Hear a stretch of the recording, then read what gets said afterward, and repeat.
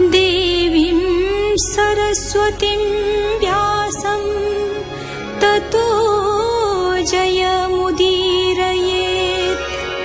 मूकं करोति वाचालं पङ्गुं लङ्घयते गिरिं यत्कृपातमहं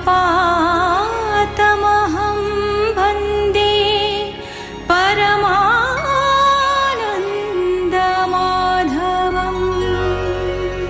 श्रीकृष्ण उद्धव को भक्ति जोग प्रसंग रे वेदर तात्पर्य बुझाइछन्ते। वेद क्या अहित कर काम्य विषय रे प्रवर्तित करि न थाए। बणिक जेपरी द्वैत क्रीड़ा रे अधिक धन आशारे मूलधन हराई बसे, सेपरी जगति कर्म रे से अर्थ व्यय करी ठकी थांती। वेद कर्म कांड रे भगवान को विधान करे, देवता कांड रे भगवान को देवता भाव रे प्रकाश करे एवं ज्ञान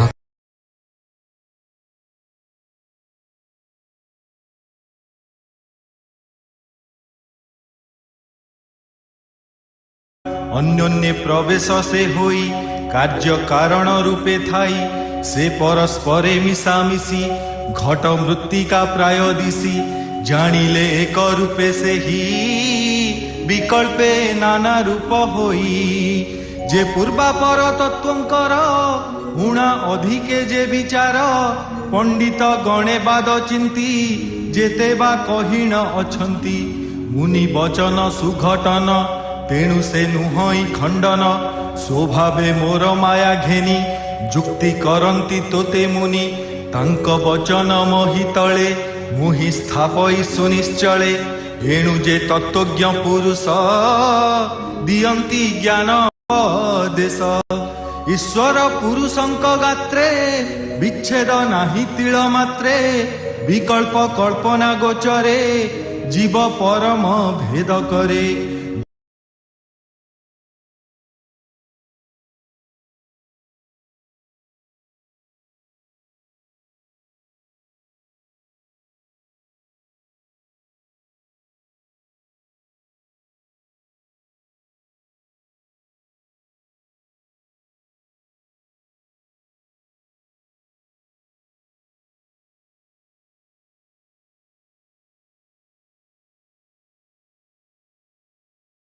सहिते आपक्षिति ए नव तत्वरे गणति।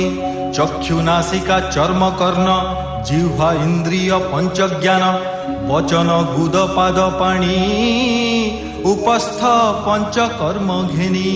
उभय कर्ता मन मिशी ए रूपे एकादश भाषी, शब्द स्पर्श रूप रस गंध ए पांच परकाश।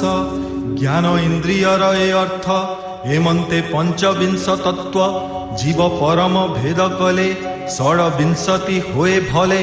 कार्य कारण रूपी जेहि प्रकृति बोली ताकु कही, पुरुष अव्यक्त अटई केवल दृष्टि मात्र देई। से दृष्टि जोगे होई जात महत आदि सर्वतत्व। प्रकृति बळे होई रुंड सृजंती अशेष ब्रह्मांड। जीव परम पंचभूत केवले एहा सप्त तत्व। जीव परम एक मानी केहि बा षड तत्व गणी। तेज आवर जन अन्न आत्मारु एजे उत्पन्न। एतहु आन सबु जात एणु के बोले चारि तत्व। कर्म इंद्रिय पंचभूते आवर पंचतन्मात्रे। मन परम आत्मा घेनी के सप्तदश तत्व भणी। मन आत्मा को एक मानी केहु षोडश तत्व।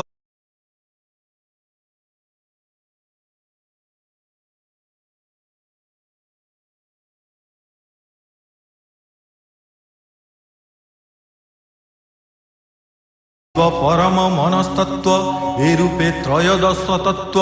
केहि बा बोलंती एमंत जीव परम मन तिनी। एकई आत्मा केहु मानी। पंच इंद्रिय पंचभूत केवले एकादश तत्व। मन बुद्धि जे अहंकार पंच महाभूत आवर। पुरुष घेनी केहु मुनि नव तत्व जे परिमाणी। हेमंत मुनिंक वचने যে তত্ত্ব ঘটে অনুমানে শাস্ত্র বিচারন্তি সংসারে হেমন্তে অনেক প্রকারে ন্যায় বচন যুক্তি মূল কর্ণে শুণন্তে কুତূহଳ পণ্ডিত ମାନଙ୍କ বচন কেবে হে নোহে দুর্ঘটনা হেমন্ত গুণমୟ বাণୀ উদ্ধব কৃষ্ণ মুখୁ শুনি পুଣି ସଂଶୟ କରି ମନେ ପୁଚ୍ଛଇ କୃଷ୍ଣ ସନ୍ନିଧାନେ उद्धव उवाच प्रकृति पुरुष स्वभावे एको आरेक भिन्न जेबे आश्रय करन्ति अन्य अन्ये नित्य बसन्ति एक स्थाने प्रकृति पुरुषर देहे बसई जीवनर प्राय प्रकृति पुरुष न छाड़े एणु न थान्ति एक जड़े केमन्ते देहु आत्मा भिन्न संभव नाही मोर मन इ चित्त संशय मोहर छेद हे कमलार वर भगवान उवाच हेमन्त शुणी ता वचन कहन्ति देवकी नन्दन पुरुष प्रकृति त्रिगुण संयोग वियोग कारण पुरुष बिना प्रकृतिर प्रकाश नुहै गोचर रवि विहीने चक्षु चिन्हे हेमन्ति पुरुष विहीने रवि जेसने स्वप्रकाश उद्धव हेमन्त पुरुष पुरुष प्रकृति ए भिन्न एक विहीने अंध आन मोर विमुख प्राणींकर एक कथा नुहै गोचर सकल गुण भेद जेते विस्तारी कहि अछि तोते तू ताहा चित्ते भले स्मर शुणी उद्धव जोड़ी कर उद्धव वाच